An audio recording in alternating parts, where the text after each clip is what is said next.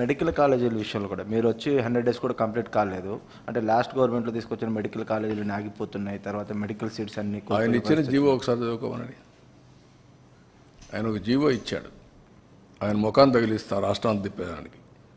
ఆ జీవో పెట్టి ముఖంలో తగిలిస్తే ఆ జీవోని కాకుండా ఏం అమలు చేసావో చెప్పాలండి పోలే. నేను స్ట్రైట్ కోసం అంటే ఆయన బాడీకి గట్టేసి తిప్పుతాం ఆ జీవోని. ఏ జీవో ఇచ్చాడో మీరే చదువుకోండి ఒకసారి పేపర్ వాళ్ళు. మీరు కూడా చదివితే మీకు కూడా ఒక ఐడియా వస్తుంది. అప్పుడు నేను చెప్తాను. ఇలాంటి నేరస్తులకి నేను చెప్పేది ఏంటంటే, బాబాయిని చంపి నారాసుర రక్త చరిత్ర పెట్టేసి తప్పించుకోవాలని ప్రయత్నం చేస్తే అన్నిటిని జరగవు. ఎన్ని తప్పుడు పనులన్నీ చేసి వేరే వాళ్ళ మీద దోసేయాలనుకుంటే జరగవు. ఆ రోజులు అయిపోయినాయి.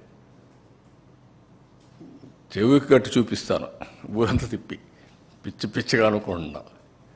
ఏం చేసావో అన్నీ కూడా అంత ఈజీగా ఆలోచించద్దండి. నోటుకొచ్చేట్టు మాట్లాడడం. నిన్న ఏం చేశారో అది మర్చిపోయి ఈరోజు దాని మీద వాళ్ళు విమర్శించే పరిస్థితికి వచ్చారు. ఆ జీవో ఒకసారి చదవండి, నేను చెప్పను. చెప్తే మీకు రహస్యం పోతుంది, సీక్రెట్ పోతుంది. You read that. What issued the GO in private colleges, you read that, then మాట్లాడదాం.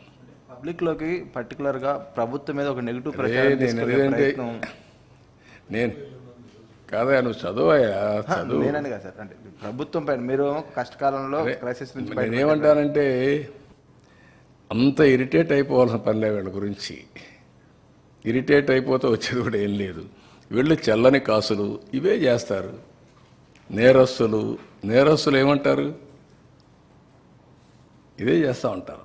మీరు గుర్తుపెట్టుకోవాల్సింది, ప్రజాహితం కోసం కొంతమంది పనిచేస్తే ప్రజలకు ద్రోహం చేయడానికి కొంతమంది పనిచేస్తూ ఉంటారు. ఇప్పుడు కాదు, కలియుగంలో కాదు, త్రేతాయుగంలో కూడా చూసాం, ద్వాపరయుగంలో కూడా చూసాం. ఆ రోజు కూడా యజ్ఞాలు చేసేవాళ్ళు రాజులు, రాక్షసులు వచ్చి చెడగొట్టేవాళ్ళు. రాక్షసుల మీద పోరాడుతూ యజ్ఞాలు చేసే పరిస్థితి ఇప్పుడంతే. It is a continuous process. Will fight it out.